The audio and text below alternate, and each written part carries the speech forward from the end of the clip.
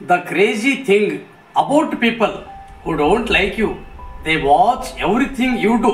ಅಂದರೆ ಇದರ ಅರ್ಥ, ನಿಮ್ಮನ್ನು ಇಷ್ಟಪಡದ ಜನರ ಬಗ್ಗೆ ಹುಚ್ಚುತನದ ವಿಷಯ, ಅವರು ನೀವು ಮಾಡುವ ಎಲ್ಲವನ್ನೂ ವೀಕ್ಷಿಸುತ್ತಾರೆ. ನೋಡಿ, ಓದಿಕೊಂಡಿದ್ದೀವಿ ಎಂದ ಮಾತ್ರಕ್ಕೆ ಎಲ್ಲರೂ ನಮಗಿಂತ ದೊಡ್ಡರು ಅಂತ ಅನ್ನಬಾರದು. ಪುಸ್ತಕ ಓದುವ 4ನೇ ಭಾಗ ಬುದ್ಧಿ ಕಲಿಸಿದರೆ ಅನುಭೋಗ 12ನೇ ಜೀವನ ಕಲಿಸುತ್ತಂತೆ.